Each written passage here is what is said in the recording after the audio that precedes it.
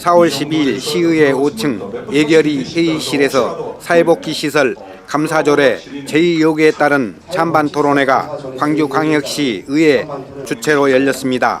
이날 토론회는 이정현 광주광역시 시의회 운영위원장이 차장으로 조례제정 찬성 토론자 박종민 광주복지공감대표와 김현영 지역공공정책 플랫폼 광주로 상임이사가 조례제정 반대 토론자로는 사회복지시설 감사조례 폐지 비상대책위 손재용 사무총장과 김경아 간사장이 참석하여 토론했습니다. CNN 21 방송은 관심이 집중되고 있는 토론회 현장에 나와서 토론자의 의견을 취재했습니다. 첫 번째 발제자인 손재용 사회복지시설 감사조례 폐지 비상대책위 사무총장은 이 조례는 법에 어긋나며 불필요한 감사조례라고 주장합니다. 사실 다른 것도 아닌 이해 당사자와 친밀한 대립이 될 수 있는 이런 토론회가 조례를 제정하면서 단 한마디도 상의 없었다는 것 자체가 정말 이해 당사자인 저 한 명으로서 또 우리 여러분에게 참 이해가 되지 않는 분야의 아쉬움을 먼저 토로드리면서 늦게나마 지금이라도 이런 토론회가 만들어져서 우리 광주광역시 의회에 심심한 감사에 표합니다. 저는 이 조례가 폐지돼야 할 그 이유에 대해서 먼저 말씀을 드리겠습니다. 첫째, 이 조례는 성격상 일반 감사가 아닌 특별 감사를 매년 실시하겠다는 겁니다. 보통 감사는 일반 감사와 특별 감사 이렇게 양쪽으로 나눠지는데 이 조례는 일반적으로 감사를 하다가 문제가 생기면 특별하게 감사를 하는 특별감사입니다. 그래서 이건 너무나 과도하고 과중한 감사다. 저희가 감사를 안 받으려는 게 아닙니다. 당연히 받아야죠. 감사를. 또 받고 있습니다. 그러나 이러한 특별감사, 특검은 몇 년에 한 번씩 이루어질까 말까 하는 이런 감사인데 이런 감사를 매년 하자는 것, 이건 사회복지를 죽이자는 거라고 마찬가지라고 저는 봅니다. 그래서 이건 조례가 문제가 있다. 첫 번째 제가 말씀을 드리는 겁니다.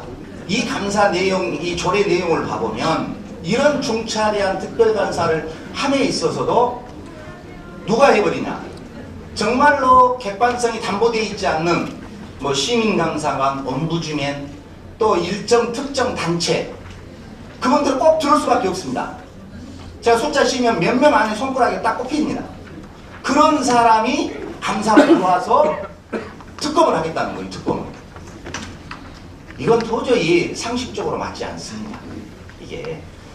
그래서 우리가 절대적으로 이건 반대고, 이렇게 특정인들이 들어올 수 있는 조항이 들어있기 때문에 이건 표적감사가 될 수가 있다.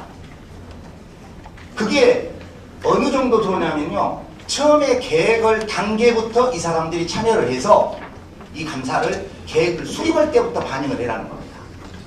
그래서 계획 수립할 때 특별하게 표적에서 할 수 있는 소지가 아주 많은 표적감사의 이 조례라고 저희는 판단하지 않을 수가 없었습니다.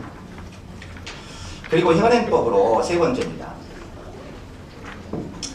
지금 현행법으로 감사를 그러면 할 수가 없으니까 이 조례라도 만들어서 감사를 해야겠다. 현행법이 없다면 당연히 그래야죠. 그렇게 해야죠. 그런데 현행 모든 법으로 지금 현재 감사를 할 수 있습니다. 그리고 하고 있습니다. 특검도 할 수 있습니다. 특별감사를 할 수 있어요. 현행법으로. 그거 다 하고 있잖아요, 지금. 특별감사가 뭐냐면 전에 있었던 우리 사회복지 문제에서 이슈화되어 있는 인하원 문제랄지 또 가교 문제랄지 이런 거 전부 특별감사가 들어갔습니다. 사실은 우리 감사위원회에서. 그래서 파헤쳤지 않습니까?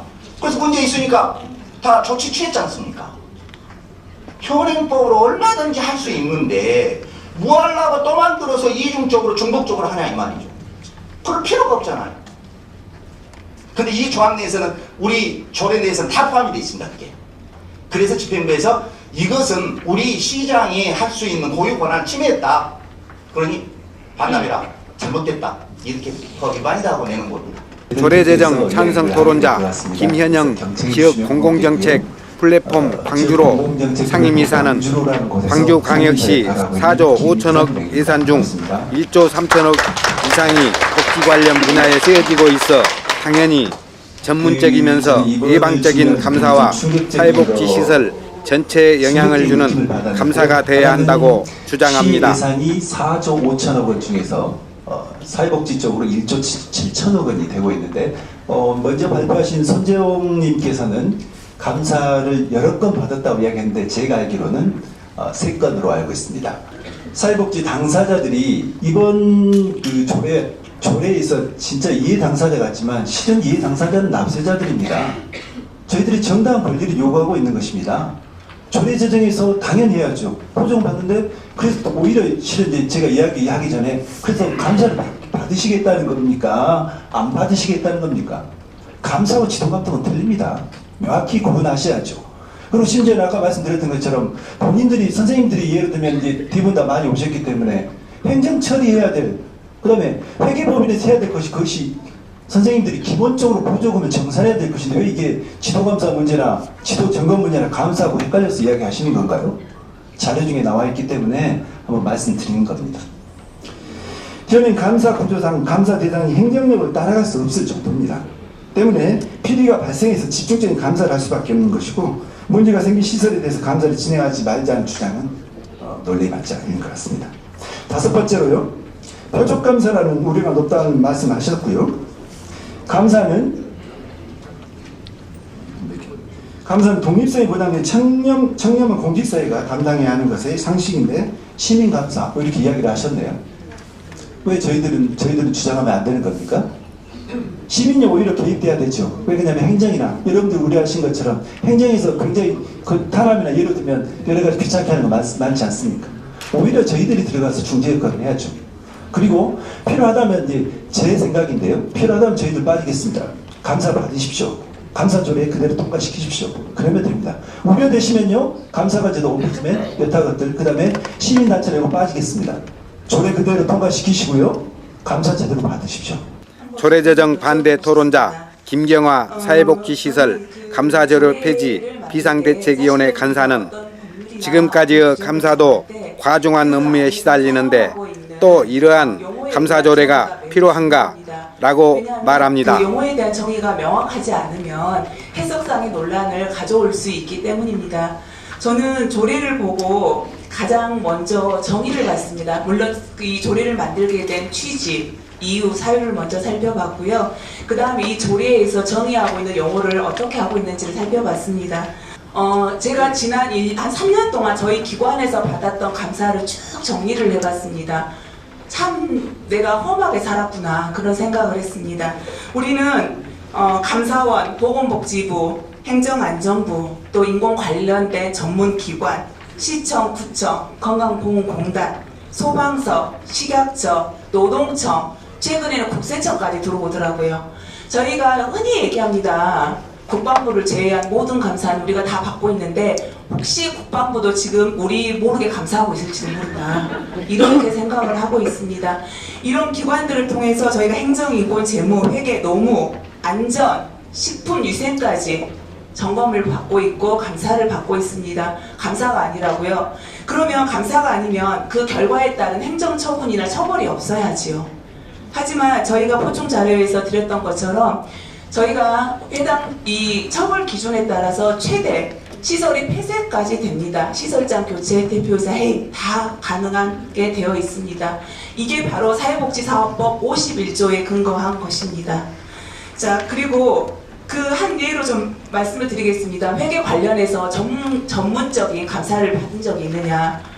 좀 공부를 하셔야 될 것 같아요. 30억 원 이상이 어떠한 감사 지리를 갖고 있는지. 최근 장애인 시설 같은 경우에는 뭐 노인 양로도 마찬가지입니다. 국고보조금을 지원받고 있는 시설은 그 보조금을 정산할 때 별도의 회계법인에 의뢰해서 그 안에서 정상검증 보고서를 제출을 해야 됩니다. 10억 원 이상이면은 정상검증 보고서 외에도 이 보고서를 작성했던 회계법인 외에 또 다른 회계법인에 의뢰해서 회계감사 보고서를 작성해서 매년 제출하도록 되어 있습니다. 이어 조례 제정을 찬성하는 박종민 광주복지 공감대표는 감사 조례를 확정하여 감사를 받아야 투명한 복지 시설이 된다고 주장합니다. 저는 이제 핵심의 논쟁은 그런 것 같습니다. 그 지도 점검이라든가 그다음에 수많은 현장 실태 파악, 점검, 그다음에 이제 여러 가지 저는 이제 적절한 표현이 없어서 격가지 감사라고 이야기를 하는데 실제 이게 이제 그 감사의 한 도구로 봐야 되는 건지 아니면 이거가 실제 이 감사하고 다른 그 무엇인가 이게 이제 사실은 핵심 쟁점인 거죠. 동의하시는가요? 그 다음에 이제 두 번째 핵심은 실제 이해 당사자인 사회복지 현장과 이야기를 하지 않았다. 이런 부분들이 이제 쟁점인 것 같습니다. 그 다음에 이제 그 민간 전문가라든가 시민 감사관, 그 다음에 인권 옴부스맨 이분들의 어떤 참여 이거 자체가 표적이나 특강적 어떤 의미 부여를 하지 않을까. 이 세 가지가 이제 저는 이 조례 폐지와 관련한 핵심적 쟁점이다. 저는 이렇게 생각을 하는데 문제는 그러면 그러네요. 공공감사 조례나 사회복지사업법 51조에 나와 있는 지도 감독과 감사의 차이가 있다고 하면 감사 이게 받아들이겠네요. 어쩐가요? 선생님들 그러잖아요. 그럼 제가 한번 물어볼게요. 5년 동안 강주에서 이 지도 점검이라든가 이런 걸로 해서 날아간 시설 몇 개나 됩니까? 3천여 개 중에서. 네? 그 다음에 손정훈 선생님께서 이나훈과 가교 행복 빌라를 예로 들으시면서 민간 전문가들의 이러저런 이야기를 했어요. 그거 예 들면 안 돼요. 그러잖아요. 이나훈이 어떤 곳이었습니까? 네? 네? 제가 물어볼게요. 교직원들이 돌아가면서 성폭행하고 이런 곳이었잖아. 내부 고발이에요. 가경백불라 내부 고발인 거잖아요. 어떻게 민간 전문가하고 인권 전문가가 들어가서 거기를 오장냈어요. 이 사회복지 시설에 대해서 감사한다는 게 얼마나 부담스럽고 힘든 일인지 잘 알아요. 더더구나 이 가치가 왜곡됐다는 걸 너무 잘 알아요. 그러니까 중요한 문제는 여전히 공공의 이익과 관련한 이러저러한 시끄러움이 있고 투명성과 관련해서 이러저러한 시끄러움이 있고 인권과 관련해서 이러저러한 시끄러움이 있단 말이에요. 그리고 예를 들면 지도 점검이라는 그 주체는 적어도 행정인 거예요. 집안 식구인 거예요. 그런 거잖아요. 그런 한계를 극복하기 위해서 감사를 하자고 하는 거잖아요. 이렇게 열띤 토론 주제는 16일 광주광역시 의회에 안건 상정이 되어 있어 어떻게 결정이 날지 결과가 주목됩니다. CNN 21 방송 김주석입니다. TV CF, 라디오 CM, 선거 홍보 영상, 기업 홍보 및 기록 영화를 전문으로 기획, 촬영하여 제작하는 산여울 기획은 1등 제품을 2등 가격으로 공급합니다. 산여울 기획은 1980년부터 쭉 호남 영상예술과 같이 하고 있습니다. 산여울 기획. 방송 토요일 아침 광주의 목소리 아나운서 나선희. 소통의 아이콘이 되다. 당당하고 정확하고 따뜻한 스피치가 당신의 경쟁력입니다. 말 잘하고 싶은 분들께 잘 말하는 법으로 힘을 실어드립니다. 나선희 스피치 커뮤니케이션즈.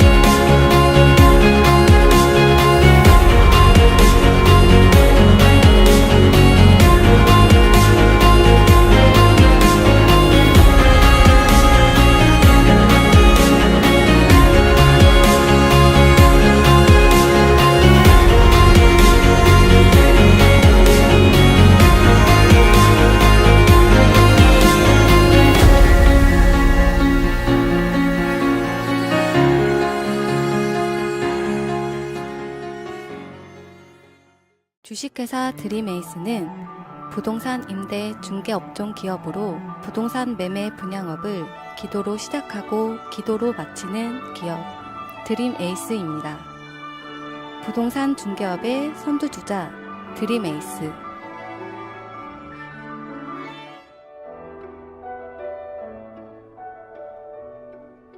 선교 활동으로 우간다의 9개의 교회를 건축하고 행복과 사랑을 나눠주는 1등 부동산 중개업.